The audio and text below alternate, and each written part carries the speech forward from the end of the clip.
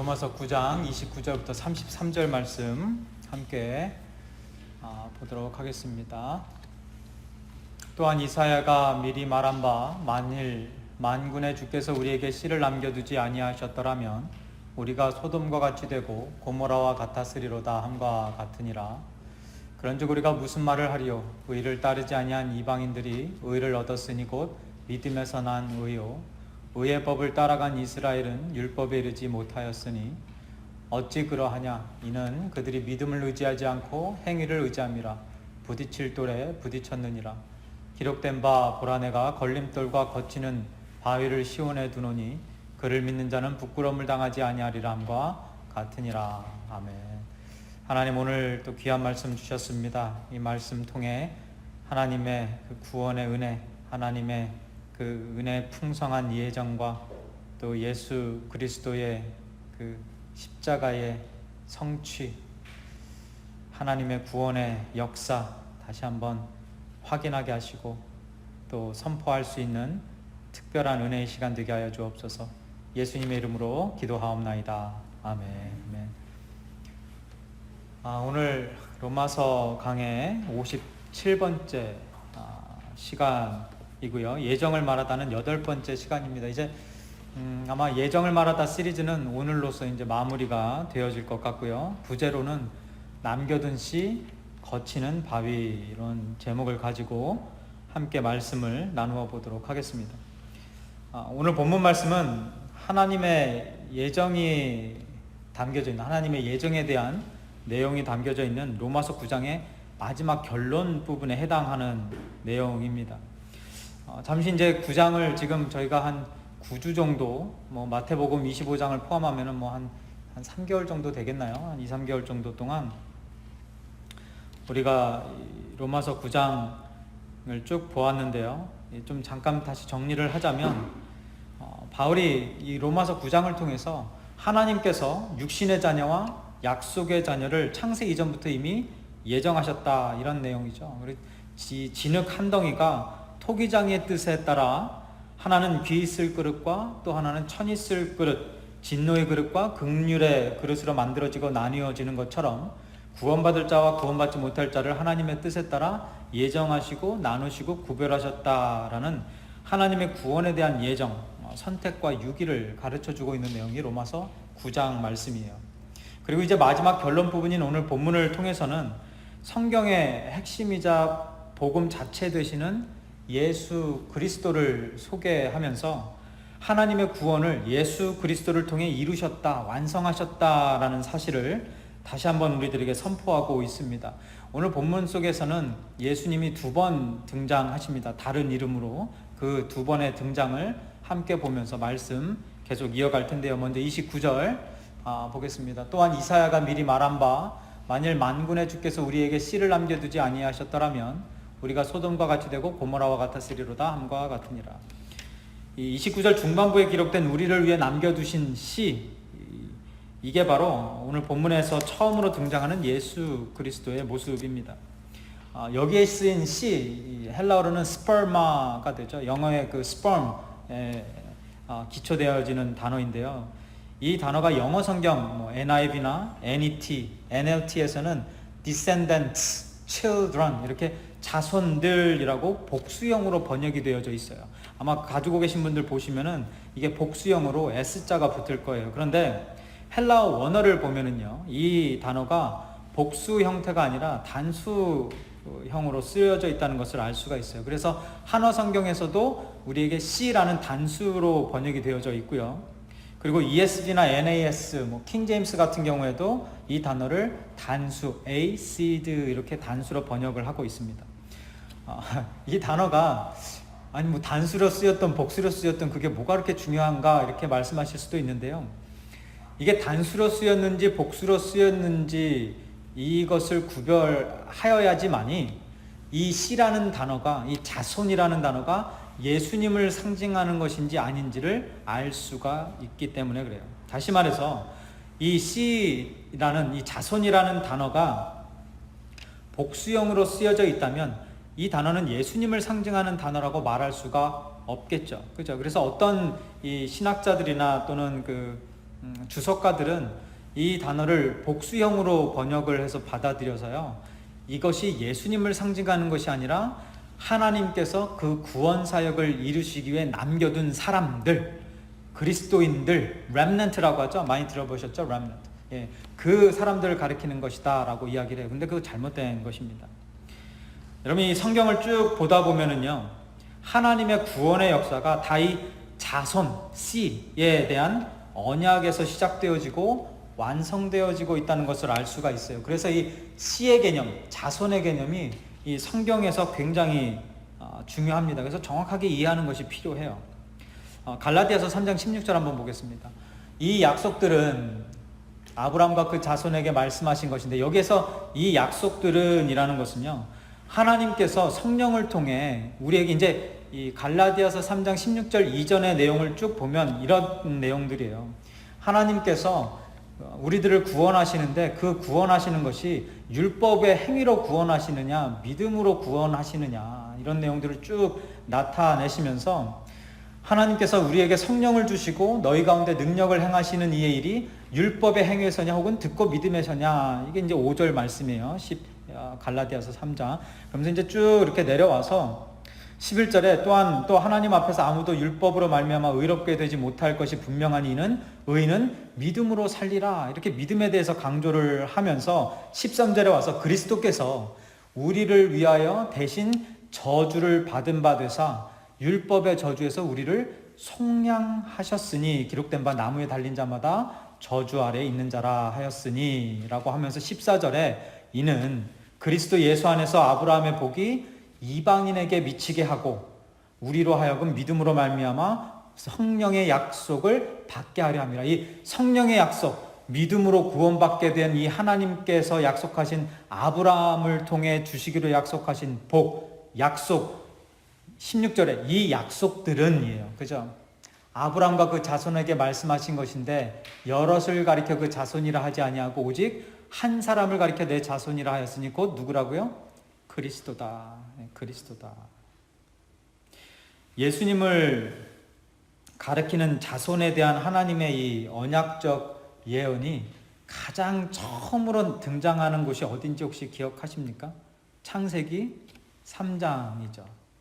내가 너로 여자와 원수가 되게 하고 내 후손도 여자의 후손과 원수가 되게 하리니 여자의 후손은 내 머리를 상하게 할 것이요 너는 그의 발꿈치를 상하게 할 것이라. 아담의 타락으로 말미암아 저주받을 수밖에 없는 우리들을 구원하여 주시기 위해서 이 원수의 머리를 짓밟을 구원자, 그 구원자를 보내시겠다는 것을 하나님께서 언약하시고 예언하신 사건, 예정하신 사건이 바로 창세기 15장에 나오는 원시복음이라고 불리죠. 이 15장 3장 15절 사건인 것이에요.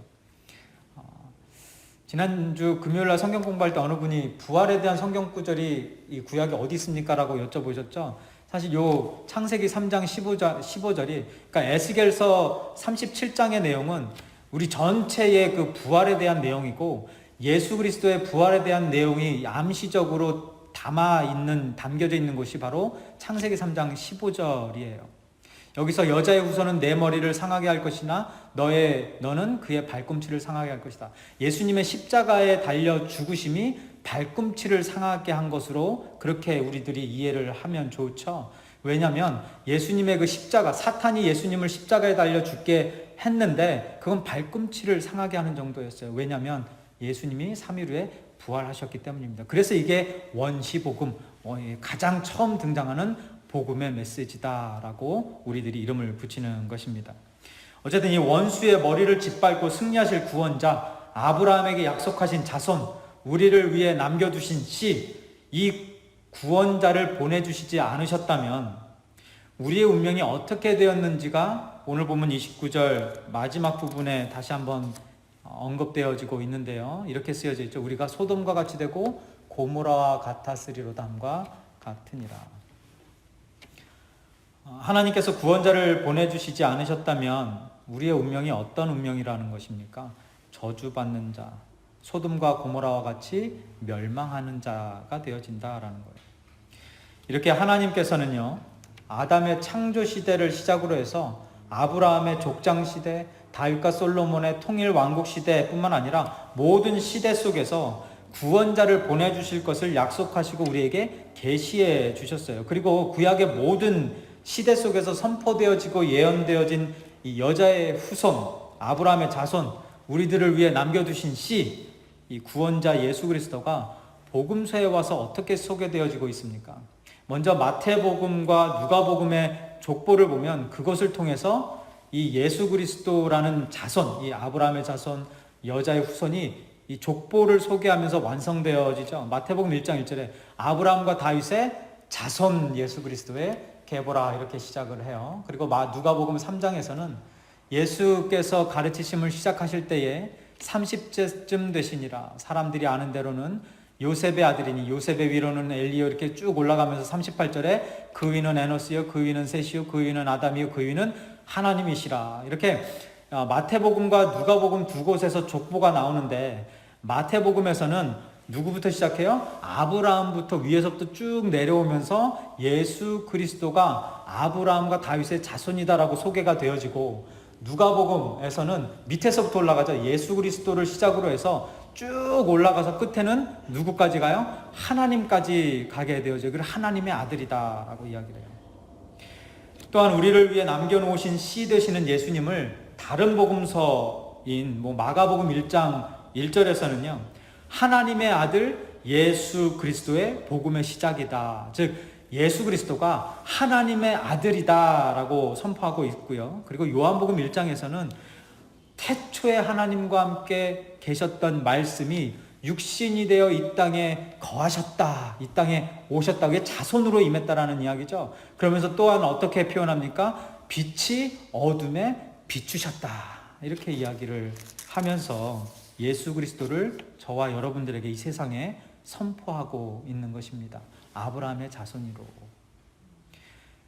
이렇게 구약과 신약에서 예수 그리스도를 뜻하는 자손의 언약이 수도 없이 선포되어지고 증거되어지고 예언되어졌는데요.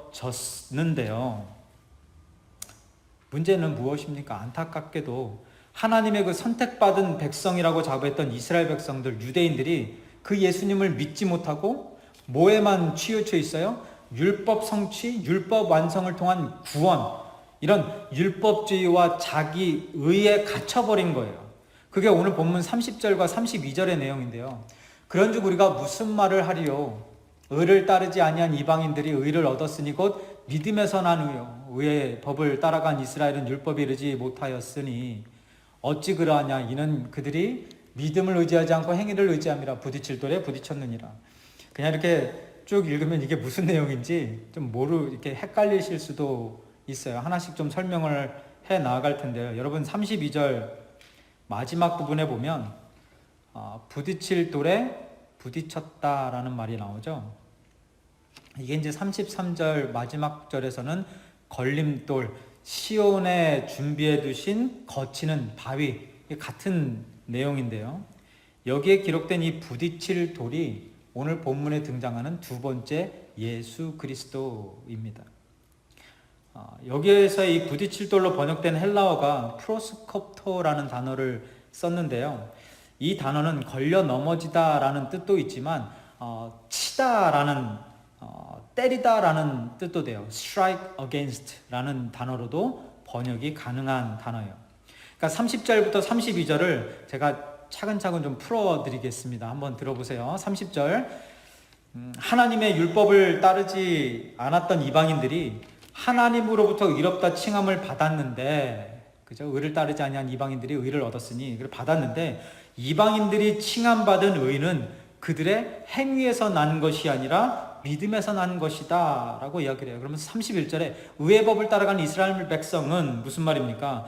이스라엘 백성들이 의롭게 되는 길이라고 여겼던 율법을 지켜나가면서 그들 스스로 의로움을 이루려고 했지만 결국 이스라엘은 율법에 이르지 못하였다. 율법을 완벽하게 지키지 못했다. 영어 성경에는 they have not attained it이라고 되어져 있어요. 손에 넣지 못했다라는 거예요. 그죠? 자기들이 원하는 그 율법을 통한 의인 되는 것, 거룩한 자 되는 것, 완벽한 자 되는 것, 구원을 이루는 자 되는 것, 그것을 손에 넣지 못했다. They have not attained it. 이렇게 되어져요.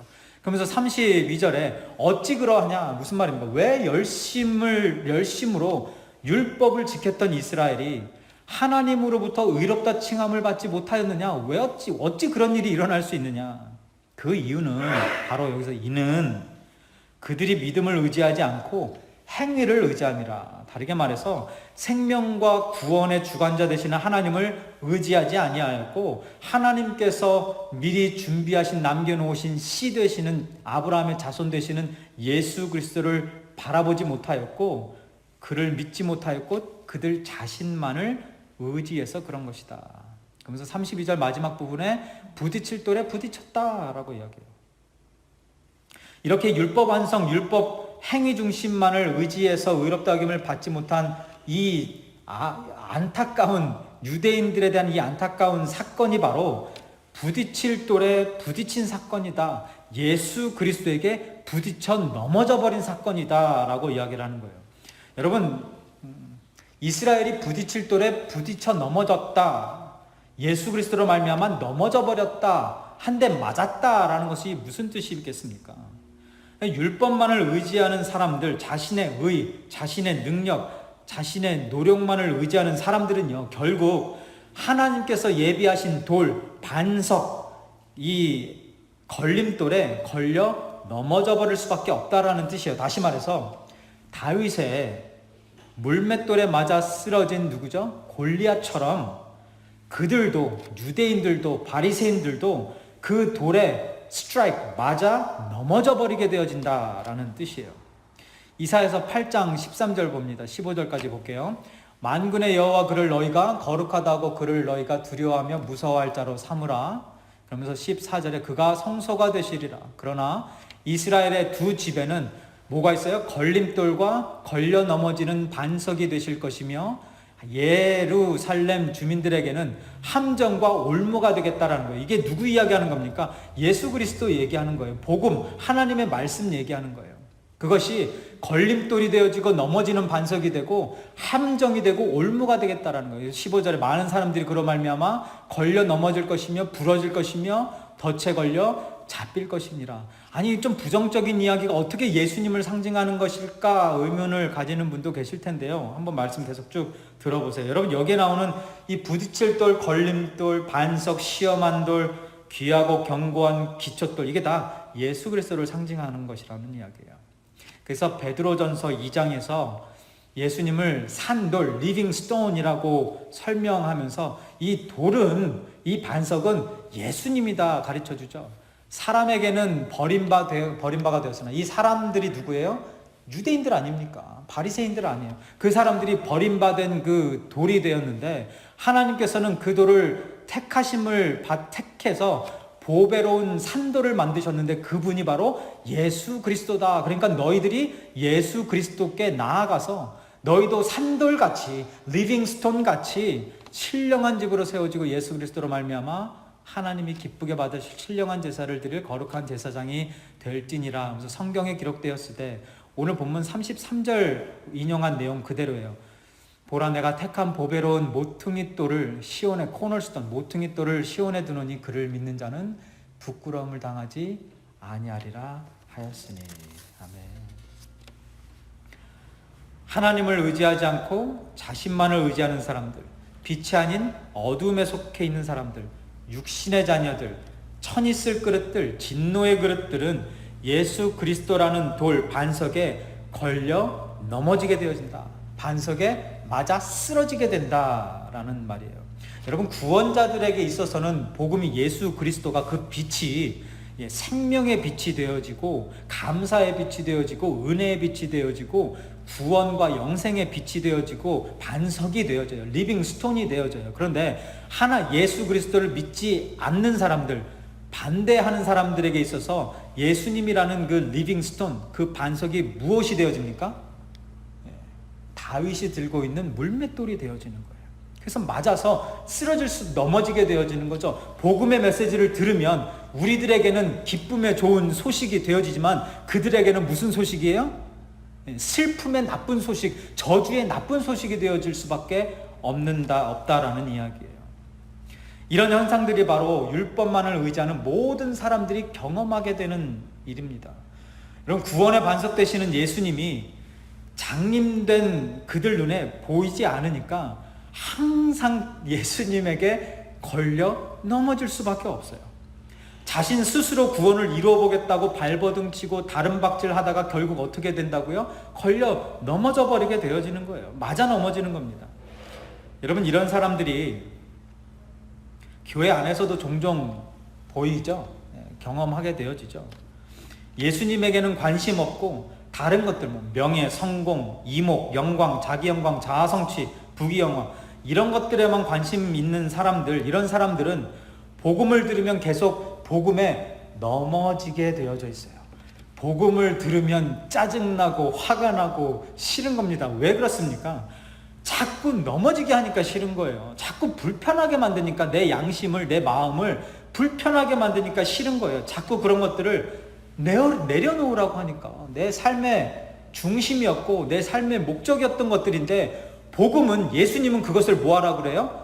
내려놓으라고, 자기 부인하라고, 그거 대신 십자가를 지고 따라오라고 하니까 이게 힘든 거예요. 그게 바로 넘어짐이라는 겁니다.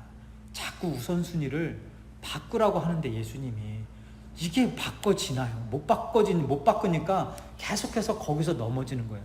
넘어서지를 못한다라는 이야기입니다. 신약에 나오는 걸림돌에 넘어진 대표적인 사람들이 누구이겠습니까?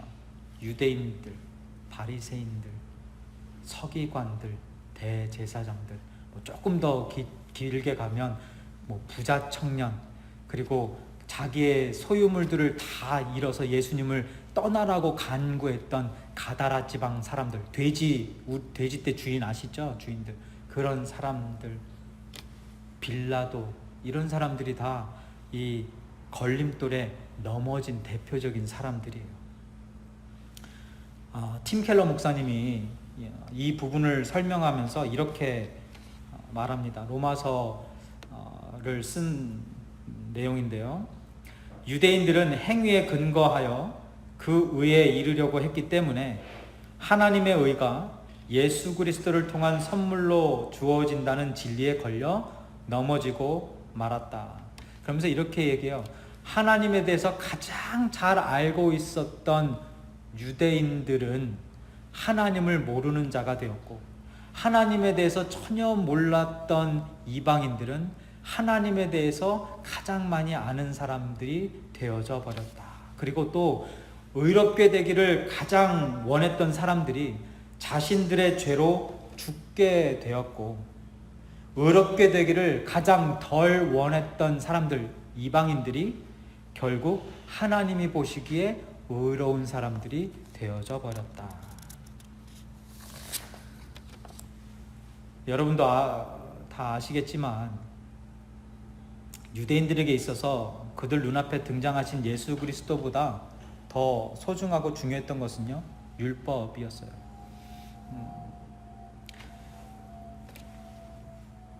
여러분, 사람이 다급한 상황에서 심장이 멎을 것 같은, 죽을 숨을 이제 더 이상 쉬지 못할 것 같은 그 상황에 처했을 때, 여러분, 그 사람에게 가서 무엇을 해야지 정상입니까? 심장이 뛰게 하든지 호흡을 하게 하든지 해야 되죠. 이 생사의 갈림길에 놓여 있는 사람한테 가서 손가락에 난 상처, 몸에 난 그런 멍, 이런 것들 바라보면서 그거 고치고 거기 약 발라주고 밴드에이 붙이고 이러는 사람 있습니까? 없죠. 없어요. 복음이 그런 거예요, 여러분. 지금 교회가 생사의 갈림길에 놓여져 있는데 그 작은 어떤 율법들, 그런 거 하나하나 그런 거 가지고 지금 거기에 밴드에이 붙이고 있다니까요. 지금 이거를 지금 고쳐야 되냐 말아야 되냐, 이것을 고치려면 이런 약이 필요하네, 저런 약이 필요하네. 지금 이거 얘기하고 있다니까요. 그 사람들은 어떻게 되어지고 있는데요. 지금 심장이 멎어가고 죽어가고 있는데 내가 가지고 있는 그 어떤 율법, 그런 율법관, 도덕관, 윤리관, 그거 가지고 지금 싸우고 있다니까요. 교회들이. 이거 얼마나 안타까운 일입니까? 심장을 뛰게 해야죠. 복음을 전해야죠. 예수 그리스도를 전해야죠. 그 후에 율법, 이런 작은 상처들은 나중 문제고, 그리고 더 나아가서 그런 상처들은, 웬만한 상처들은 가만두면 어떻게 돼요? 알아서 나아요. 하나님이 알아서 고쳐주시는 때 고쳐주시는 거예요. 하나님의 일이라는 거죠. 여러분, 근데 이 유대인들이 그거를 못했다라는 겁니다. 그거를. 뭐에만 관심 있었어요? 율법이라는 그 작은 상처들, 그런 것들에만 관심이 있었어요. 어떤 분들은 이런 말 할 수도 있어요. 아니, 목사님, 율법도 다 하나님께서 주신 하나님의 말씀인데 율법을 소중히 여기는 것이 왜 잘못된 것입니까? 이런 질문을 할 수가 있어요. 근데 여러분 생각해 보세요. 유대인들은요, 율법을 아주 소중히 여겼어요. 맞아요. 그런데 그들이 율법을 소중히 여겼을지는 몰라도 율법을 주신 하나님의 뜻에는 무심했던 사람들 아닙니까? 동의하시죠? 하나님께서 그들에게 율법을 주신 목적이 무엇인지는 모른 채, 아니 관심도 갖지 않은 채 그 율법들을 잘못 사용하고 있었다는 데에 그들의 문제가 있었던 거예요. 하나님께서 율법을 주신 진짜 이유가 무엇입니까?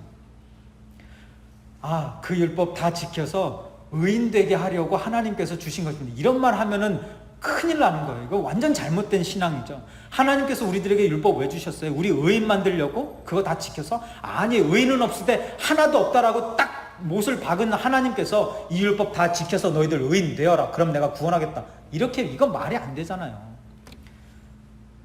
복습합니다. 율법을 주신 이유 3가지. 하나님께서 율법을 주신 이유 3가지. 갈라디아서 강의할 때 한번 나눴었는데요. 가장 먼저는 죄가 무엇인지를 깨닫게 하시기 위해서였죠. 기억나시죠? 로마서 7장 7절 말씀이에요.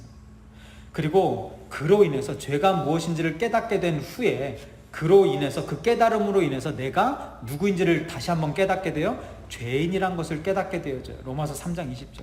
그 후에 죄인된 우리의 구원자 되시는 예수 그리스도께로 우리를 인도하시기 위해서 율법을 주신 거예요. 그게 갈라디아서 3장 24절인데 거기에서 율법이 뭐라고 소개되어져 있습니까? 우리를 예수 그리스도께로 인도하는 몽학 선생이다, 교사다, 초등교사다 말하죠. 갈라디아서 3장 24절입니다. 이와 같이 율법이 우리를 그리스도께로 인도하는 초등교사가 되어 우리로 하여금 믿음으로 말미암아 의롭다함을 얻게 하려 함이라. 이렇게 하나님께서 율법을 주신 가장 중요한 목적은 예수 그리스도를 알게 하고 만나게 하시기 위함이었어요. 죄가 무엇인지를 깨닫게 하신 목적도, 우리가 죄인이라는 것을 깨닫게 하시려고 했던 목적도 결국에는 우리의 시선을 누구에게로 돌리게 하려고요? 하나님의 아들 예수 그리스도, 우리들을 위해 남겨둔 아브라함의 자손 예수 그리스도에게로 우리의 시선을 향하게 하시기 위해서, 우리의 발걸음을 옮기게 하시기 위해서 주신 하나님의 은혜의 말씀이었다라는 거예요. 그런데 유대인들이 그 율법을 가지고 무슨 짓을 했습니까? 하나님의 아들 예수님을 바라보지 않고 누구를 바라봤어요? 나 자신을 바라보게 되어진 거죠. 하나님을 의지 않고 나를 의지했죠. 자기 영광 쌓고 자기 명예 쌓고 자기 의 쌓았어요. 그죠? 그러면서 그거 가지고 뭐 했습니까? 남 정죄하고 무시하고 부귀 영화만을 누리려고 했던 것입니다. 그들이 예수님을 구원자로 믿고 따르게 되는 순간 예수님의 제자들이 다 자신이 가지고 있던 모든 것들 다 한순간에 다 내려놓고 예수님을 따라갔던 것처럼, 그들이 예수님을 믿고 따르게 되는 순간 그들이 목숨처럼 소중히 여겼던 부명예, 영광과 같은 이런 모든 것들을 다 내려놓아야 되니까, 이런 것들이 다 무너져 버리게 되어지니까 예수 그리스도가 그들의 걸림돌이 되어지고 거치는 돌이 되어지니까 그 걸림돌에 넘어지게 되어질 수밖에 없는 것 아닙니까? 그래서 예수님 십자가에 죽인 거예요. 왜? 넘어지기 싫으니까. 넘어지기 싫으니까. 여러분이 주님보다 더 소중하게 여기는 것들을 가지고 있는 한, 그것이 물질이든 혈육이든 율법이든 그 어떤 것이든 상관없이요, 주님보다 더 소중하게 여기는 것을 가지고 있는 한 여러분들은 그 하나 때문에, 그것 때문에 예수님이라는 그 모퉁이돌, 그 걸림돌에 매번 넘어질 수밖에 없어요. 그것을 넘어서지 못한다라는 것입니다. 교회에서 하나님 사역을 할 때 많이들 경험하실 거예요. 여러분들이 일상생활을 하실 때에도 많이 경험하실 거예요. 이거 좀 넘어가고 싶은데 그걸 못하는 거예요. 왜? 내 안에 가지고 있는 욕망, 욕심, 나의 뜻, 나의 의, 나의 소망, 나만의 소망, 이런 것들이 있으니까 그 하나님의 그 선을, 그걸 못 넘는 그런 안타까운 일들이 벌어지는 것 아닙니까? 교회가요, 이런 것들에 사로잡혀 있으면 앞으로 전진을 할 수가 없어요. 신앙 성장이든 구원이든 이런 것들이 내려놓아지지 않는 한 하나님의 은혜를 온전히 경험할 수가 없다라는 거예요. 계속 그 하나 때문에 넘어지는 거니까 그런 것입니다. 그렇게 누군가에게는 부딪히는 돌이요, 걸림돌이요, 거치는 바위 되시는 예수 그리스도가 하나님께 선택받은 자들에게는요, 생수가 흘러넘치는 반석이 되어지고 하나님께서 시온에 둔 거치는 바위, 생명을 주는 바위가 되어지는 것입니다. 우리 로마서 9장 33절 함께 큰 소리로 봉독하겠습니다. 기록된 바 보라, 내가 걸림돌과 거치는 바위를 시온에 두노니 그를 믿는 자는 부끄러움을 당하지 아니하리라 함과 같으니라. 아멘. 여러분, 여기서의 부끄러움이 무엇이죠? 죽음, 저주, 형벌, 지옥이죠. 근데 예수 그리스도를 믿는 자, 예수 그리스도를 믿게 되는 자들은 그런 부끄러움을 당하지 않는다, 죽임을 당하지 않는다, 형벌을 당하지 않는다, 지옥에 가지 않는다라고 하나님께서 다시 한번 바울을 통해 저와 여러분들에게 약속해 주고 계시는 것입니다.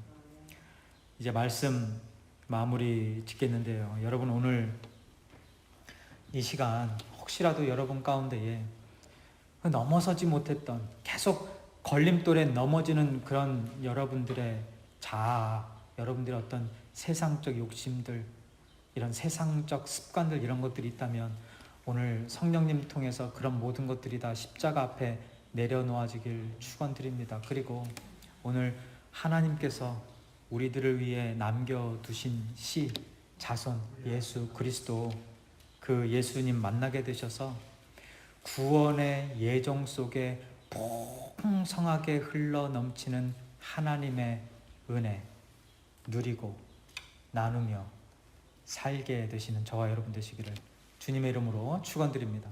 기도하겠습니다. 온 세상 위하여 나 복음 전하리.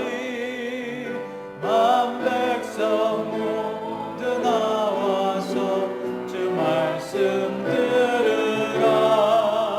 죄 중에 빠져서 헤매는 자들아, 주님의 음성 듣고서 너 구원받으라.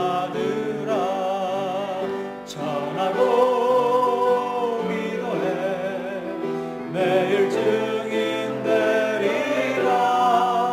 세상 모든 사람 다 듣고 그 사랑 알고.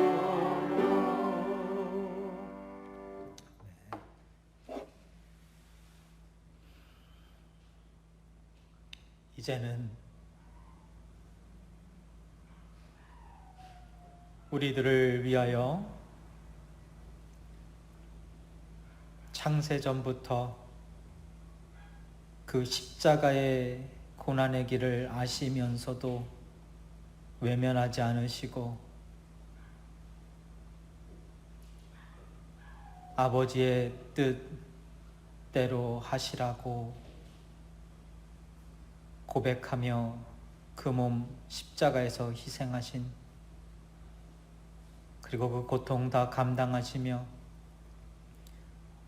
우리들을 사랑하여 주신 예수 그리스도의 은혜와 하나님 아버지의 예정 속에 흘러넘치는 극진하신 사랑하심과 성령님의 감화 감동 내조 교통 역사 충만 동행하심이 오늘 다시 한번 예수 그리스도를 부르짖으며 복음의 길 기쁨으로 걸으며 하나님께 감사한 삶, 영광 돌리는 삶 살겠다고 다짐하고 소망하고 결단하고 돌아가는 재건남가족의 모든 성도들 머리 위에와 그 가정 위에 이제부터 영원토록 함께 하시기를 간절히 축원하옵나이다. 아멘.